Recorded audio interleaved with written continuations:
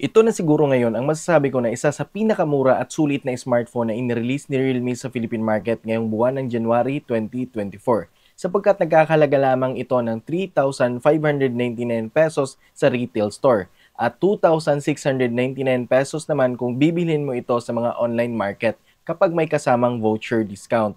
At sa halaga ng smartphone na to ay ngayon lang ako nakakita na may IP54 splash and dust resistant. Siya nga pala ipinakikilala ko sa inyo itong si Realme Note 50.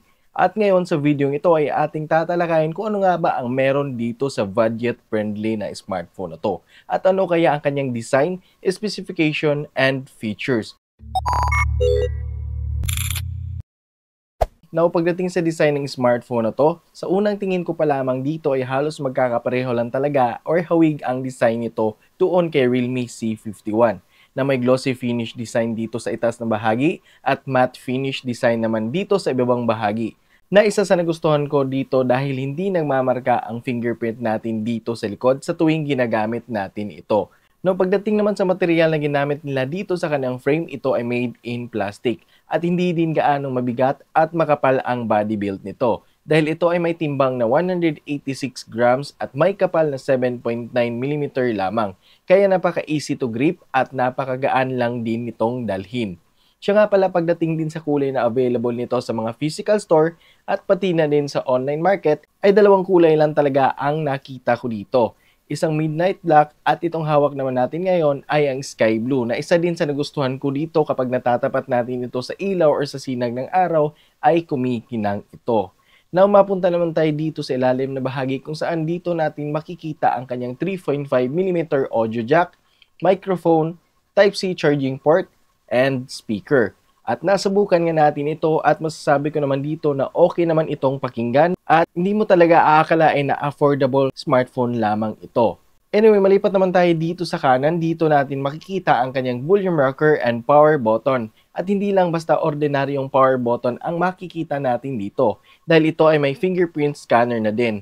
At natutuwa ako para sa smartphone na to dahil napaka-accurate din talaga ang fingerprint scanner natin dito. Isang lapat lang natin dito ay automatic nag-a-unlock kaagad ito. Anyway, malipat naman tayo dito sa kaliwang bahagi. Dito natin makikita ang kanyang SIM tray na kung saan ito ay naka-triple slot na pwede pa din natin itong lagyan ng dalawang 4G nano SIM card at isang micro SD card. Expandable pa din ito up to 2 TB. Okay, malipat naman tayo dito sa kanyang screen kung saan ito ay naka-water drop design camera at yung kapal ng bezel ng smartphone na to ay makikita pa din natin dito sa itaas na bahagi at lalo na sa may bandang chin part. Pero para sa akin ay swak na swak at di ka nalugi pa sa design na yan para sa presyo nito. At pagdating naman sa material na ginamit nila dito sa kanyang screen, ito ay naka-ordinary glass pa lamang. Kaya kailangan talaga natin itong ingatan or lagyan ng tempered glass para maprotektahan natin ito kung sakaling aksidenteng mahulog. Pagdating naman sa display ni Realme Note 50, ito ay naka 6.74 inches IPS LCD display at may 260 ppi. At pagdating naman dito sa kanyang resolution, ito ay naka HD Plus 720 by 1600 pixel lamang at may 560 nits peak of brightness. At sa nakikita natin dito sa kanyang display ay okay naman siya at makakapanood pa din naman tayo sa ating paboritong movie sa loob ng bahay. Yun nga lang kung gagamitin man natin ito sa paglalaro ng online game or sa mga outdoor activity, ay siguraduhin lang natin na hindi ito natatapat mismo sa sinag ng araw. Nang sa ganon ay mas visible pa din ang display ng phone na to. At mababasa pa din natin ng maigi ang mga notification. Anyway, pagdating naman sa refresh rate ng phone na to, ito ay may 90Hz screen refresh rate at automatic itong na-adjust down to 60Hz refresh rate kung hindi natin ito ginagalaw ang screen. At maganda din yan nang sa ganun ay mas makakatipid tayo sa battery consumption.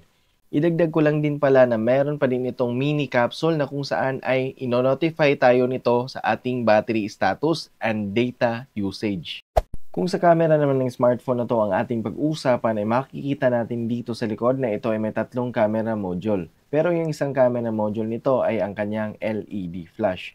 At ang main shooter naman ng camera nito ay naka 13 megapixel with face detection autofocus at 0.08 MP naman para sa auxiliary lens. Samantala dito naman sa front-facing camera, ito ay naka 5 megapixel selfie camera. At ito yung mga sample shots natin.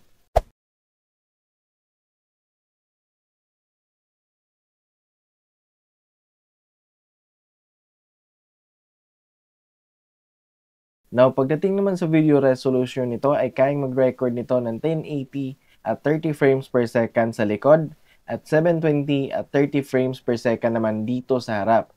At sa presyo ng phone na to ay wala talaga tayong aasahan dito na optical image stabilization and electronic image stabilization.